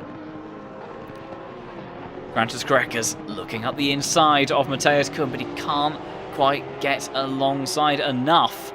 Mateus Kun, though, is going to be struggling more so now because he's dropped away from George Boothby somewhat over these last few laps, and he will have lost out part of the slipstream in the process, so that will give the advantage towards Korekis as Jardier, after almost having an Audi in his rear diffuser, at least visually, that is what we ended up with. He is on a charge to try to make his way past Romagnoli in these closing stages. Darren King now, again trying to launch an attack onto the outside of the BMW. Can't do anything towards turn 2 on the outside, but he's got the cutback. Side by side, they head through turn 3. That turns towards the inside line here as they head through there, and I think Robin Schaefer's going to have to give that one up, and he has. And also further down the order, Sasha Vassner and Redwan Mesu very close on circuit. Vassner defending that inside line. Redwan trying to go all the way around the outside. These two have been very busy in battles already. Redwan trying to get that cutback. He's almost got it going on the run towards turn 5. Vassner defends the middle of the track on the run to Barbecue, but he's compromised his exit somewhat, and now 31 car trying to pull out of the slipstream. He looks left, looks right towards Sunset Curve. They go then, but won't be able to do anything in all of that. Final lap of the race for Marco Bischoff. He leads this race by 3 seconds, only just dipping into the 1:40s now, after just hanging behind the scenes of what looked to initially be a scrap between McCormack and Whitehead. And then McCormack, we don't know exactly what's happening. He had a stop and go 30-second penalty and then retired from the race not too long after. But Marco Bischoff, with all of that wealth of experience, just biding his time, and now looks to potentially be in close grasp of another Pro Series victory. Been a few races for the German driver since he's been in a position to, and the Porsches always were going to be very strong today. And Jardier, Romagnoli and Manisha still battling very hard. We've also got some other scraps further down the order. Just need to check whereabouts Bischoff is on circuits. It still has a sector or so to go. Valentine Barrier still looking at the gearbox of Norida. Bit of a wide moment through turn 6 for the German driver, but he's still got quite the overlap over the Honda that is sort of pressing him at the moment. Samir dives down towards the inside of Krzysztof Makowski in towards turn 2, so he snatches that position and goes up into 22nd place for the Ferrari. Vassner, Red One, still battling very hard, but it's all about this man, Marco Bischoff, your two-time reigning champion and defending champion in the Pro Series. It's been a tough time for the German driver, but he's going to win here at round 5 of the Pro Series and makes it the first repeat winner of Season 9. Luke Whitehead finishes 2nd, George Busby 3rd, Matthias Kuhn,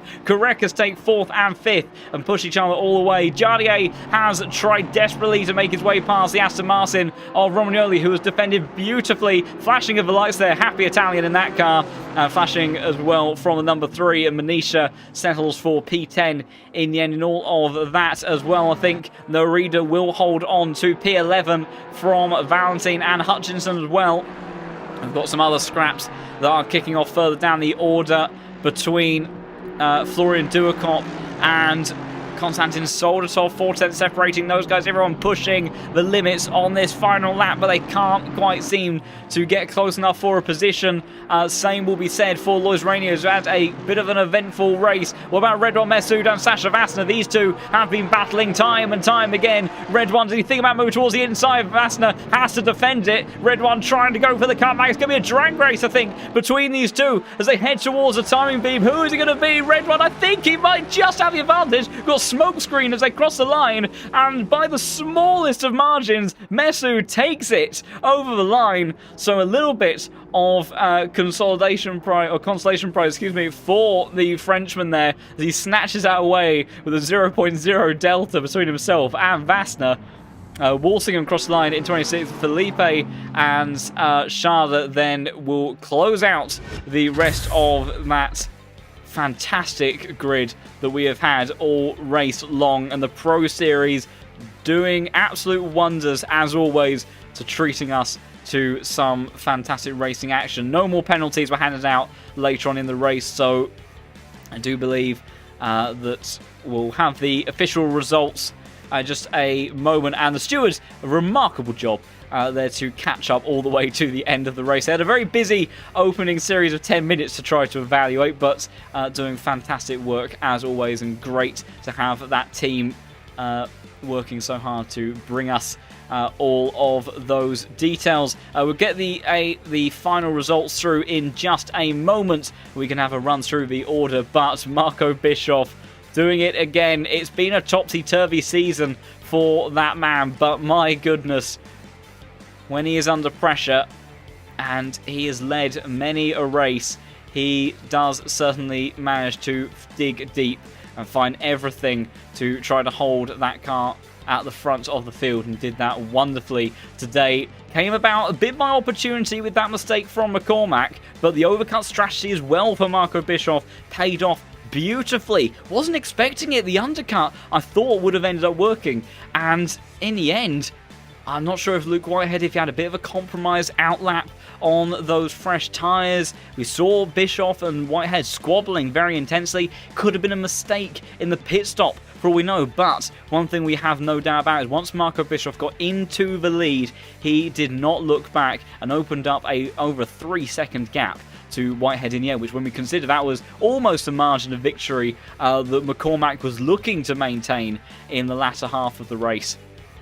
That was very impressive long run pace from Bischoff. So Whitehead will have to wait another day, much like Korekas comes close to race victory, but unfortunately is unable to convert what was such a strong race into a first place position. But importantly for the championship, again, strong points for that number 8 car. Again, when you look at the championship standings on the Lowfield Motorsport website, he won't be in that Division 1 list, but Luke Whitehead is very much involved in this championship fight. When we get to the end of next week's race, we should see him move into that proper top split leaderboard.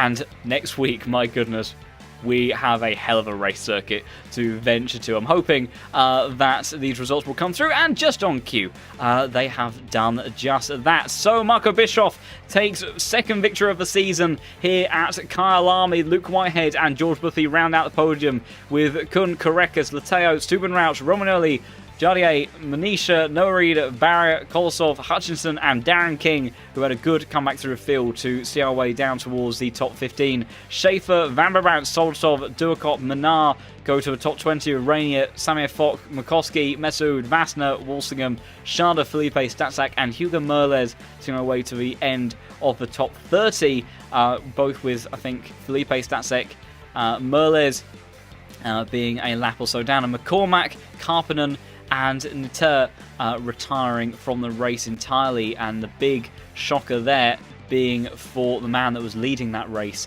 for oh so long. So big disappointment for the Irishman to not make it to race of victories on the bounce, but we'll have to see how he is able to bounce back later on in this championship. And speaking of later on in this championship, actually I should also just check to make sure we don't have any rare interview opportunities with our drivers, but unfortunately it does look like that no one will be joining us for this evening. So unfortunate. If you are able to poke any of your drivers to join for an interview post-race, it is always great to hear from them, so do feel free to let them know that they can pop into the interview room in the Discord server, and we would love to speak to them. But next week we go to the mountain. Yes, we are back at Bathurst, which saw a very dramatic victory for Florian Duakop last season, where he crashed over the top of the hill on the entry to Skyline on the final, penultimate lap of the race, and he had the likes of Korekas and I forget the other driver that was in hot pursuit of that car, and just about managed to drag that heavily wounded Unicorns Love Mercedes to victory in the end. And I'm sure that Mercedes will be very strong again, but we have some mighty fine drivers in this season, as always, for the Pro Series. And the mountain, very unforgiving. It'll be a 90-minute race next time around, and that gives us an extra 30 minutes of action to see whether or not one of the most treacherous circuits, the most demanding circuits for a driver to participate at, will throw any additional dangers, and also a little bit of an increased chance of rain, which I imagine there'll be some drivers that will be excited for that and some that will be terrified. I actually unusually think that the Porsches might be quite happy about that idea. Same goes for the Ferrari, because those cars aren't always the strongest around Bathurst. They have good pace, but they can't always execute it in the way that they would like. And cars like the Mercedes, the Honda, typically very fast around there. So if we do have mixed conditions and it becomes a bit more about strategy, maybe some of those cars, the Aston Martins as well, in the hands of certain drivers, could end up being the ones to watch out for.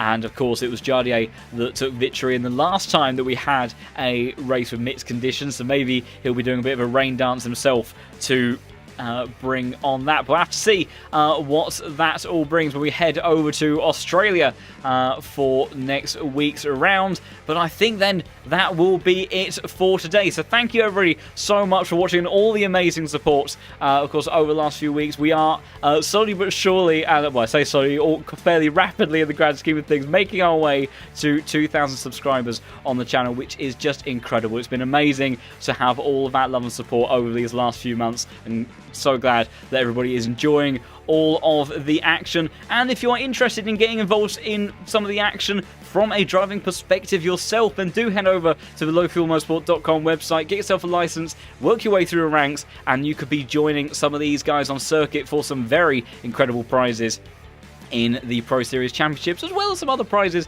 dotted around in the other series as well. We've also got our Factor 2, of course, on the LFM platform now, so maybe if ACC GT3 isn't quite your thing, that we've got a few different opportunities available for different kinds of motorsport on the R Factor 2 side of things as well. So it'd be great, of course, to have as many of you there as possible, and if nothing else, if you're looking to join just a community that loves motorsport and sim racing as much as all of us do here here, then do also consider joining the Discord server as well. Great to constantly build up this community, and I think not too long ago we crossed over 77,000 users on the LFM platform, which is just mind-blowing. It's great to have each and every single one of you here to join us for that. So, we will be back then for Bathurst next week. Thank you everybody so much for watching, and look forward to seeing you then. But for now then, it's goodbye.